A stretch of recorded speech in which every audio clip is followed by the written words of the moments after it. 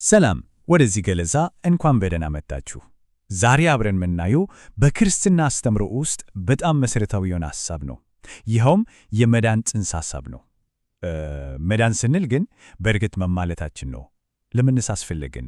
እና ከሁሉም በላይ ደግሞ እንዴት ነው ልናገኘው የምንችለው? እስቲ እነዚህን ጥያቄዎች አንድ ባንድ እንያቸው። እሺ፣ እንግዲህ ታሪኩ የሚጀመረው ከመጀመሪያው ነው፣ ከፍጥረት። ሐሳቡ ይሄ ነው። ሁሉም ነገር የተጀመረው በመልካምና ኃያል በሆነ ፈጣሪ ነው። ያው እንደሚታመንበት እግዚአብሔር የፍጥረት ሁሉ አባት፣ ገዢና ጌታ ነው። እና በዚህ በመጀመሪያው ፍጹም ፍጥረት ውስጥ የሰው ልጅ ከፈጣሪው ጋር በጣም ልዩ የሆነ የጠበቀ ግንኙነት ነበረው። ይሄ ግንኙነት ደግሞ እስቲ ያስቡት፣ በጸጋና በበረከት የተሞላ ምንም አይነት ክፋት የሌለበት ፍጹም ንጹሕ ነበር። ነገር ግን ያ ሁሉ ውበት፣ ያ ፍጹም የነበረ ግንኙነት ሳይቋረጥ አልቀረም።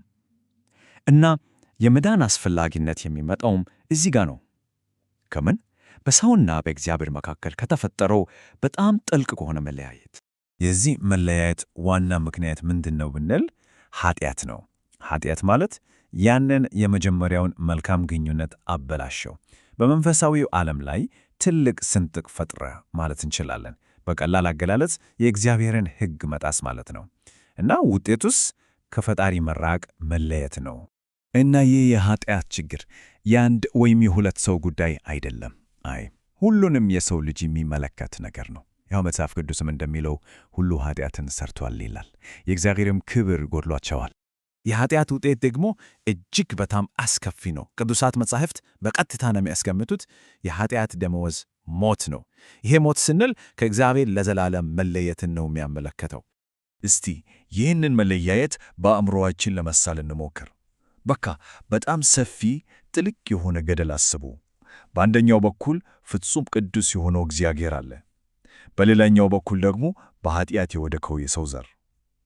በመካከላቸው ያለው ገደል ደግሞ በራሳችን ኃይል በምንም አይነት መንገድ ልንሻገረው የማንችለው ነው። ታዲያ ይሄ ፈጽሞ ሊሻገር የማይችል የሚመስለው ገደል እንዴት ነው የሚደለደለው? የሚገርመው መፍትሄው የመጣው ከሰው አይደለም፣ ከራሱ ከእግዚአብሔር ነው። እዚህ ጋር ያለው ንጽጽር በጣም አስደናቂ ነው። አስታውሱ፣ የኃጢአት ደመወዝ ሞት ነው ብለናል። የእግዚአብሔር ምላሽ ግን ፍጹም ተቃራኒው ነው። ምንድነው እሱ? ያንን ገደል የሚያሻግር በነፃ የሚሰጥ የፍቅር ስጦታ፣ እሱም በክርስቶስ ኢየሱስ የዘላለም ሕይወት ነው። እና የዚህ ሁሉ መለኮታዊ መፍትሄ መነሻው ምንድነው? አንድ ቃል ነው፣ ፍቅር። እግዚአብሔር ለሰው ልጆች ባለው ታላቅ ፍቅር የተነሳ ገና ኃጢአተኞች ሳለን ልጁን ኢየሱስ ክርስቶስን ስለኛ መሥዋዕት አድርጎ ሰጠ።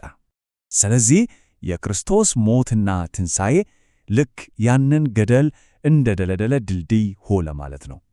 መስቀሉ በቅዱሱ እግዚአብሔር እና በኃጢአተኛው የሰው ልጅ መካከል ግንኙነቱ እንደገና እንዲታደስ የሚያደርግ ብቸኛው መንገድ ነው። እንግዲህ ድልድዩ ተሰርተዋል፣ የመታረቂያው መንገድም ተከፍተዋል። አሁን ደግሞ ትኩረታችን ይህንን በነፃ የተሰጠውን የመዳን ስጦታ እያንዳንዱ ሰው እንዴት ነው መቀበል የሚችለው ወደሚለው ሐሳብ ይሄዳል። እሺ፣ ታዲያ ይህንን ስጦታ መቀበል እንዴት ይቻላል? በአራት ቀላል ተግባራዊ እርምጃዎች ማየት እንችላለን። አንደኛ፣ ኃጢአተኛ መሆናችንን እና ይቅርታ እንደሚያስፈልገን ማመን። ሁለተኛ፣ ከኃጢአት ለመመለስ ፈቃደኛ መሆን ወይም ንስሐ መግባት። ሦስተኛ፣ ኢየሱስ ክርስቶስ ስለኛ እንደሞተና ከሙታን እንደተነሳ በልብ ማመን እና አራተኛ፣ በጸሎት ኢየሱስን የሕይወት ጌታና አዳኝ እንዲሆን መጋበዝ። ከእነዚህ እርምጃዎች ውስጥ እስቲ ንስሐን የምትለውን ቃል ትንሽ በጥልቀት። ያው ንስሐ ማለት ለሠራነው ስህተት ማዘን ብቻ አይደለም፣ ከዛ ያዘለለ ነው። በቀላሉ ለማስረዳት ወደ አንድ አቅጣጫ የሄዱ በድንገት 180 ዲግሪ ዞሮ ወደ ተቃራኒው አቅጣጫ መጓዝ ማለት ነው። የአስተሳሰብና የሕይወት አቅጣጫን ሙሉ በሙሉ መቀየር ማለት ነው። እናም የመዳን ሂደት ሁለት ቁልፍ ነገሮች አሉት፤ ውስጣዊ እምነት እና ደግሞ ውጫዊ ምስክርነት።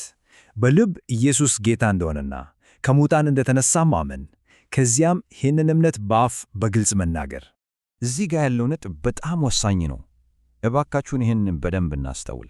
መዳን በሥራችን የምናገኘው ሽልማት አይደለም፣ በበጎ ሥራ የምንገዛውም ነገር አይደለም። ይልቁንስ በጸጋ የተሰጠን በእምነት ብቻ የምንቀበለው ነፃ ስጦታ ነው። እና አንድ ሰው ይህንን ታላቅ ስጦታ ከተቀበለ በኋላ ታሪኩ አያልቅም።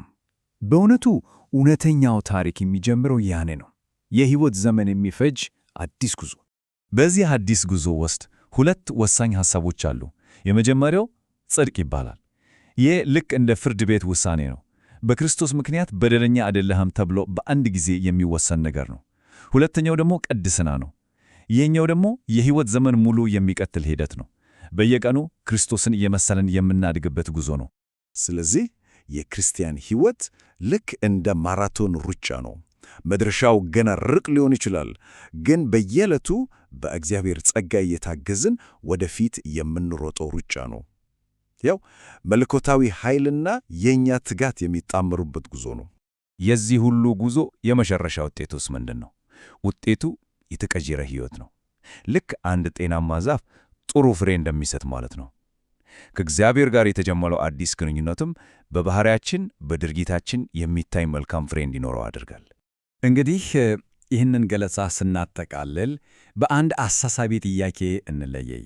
መዳን በነጻ የተሰጠን ስጦታ ከሆነ ይሄ የምንጀምረው አዲስ ጉዞ በየዕለት ኑሯችን ውስጥ በተግባር ምን መምሰል አለበት?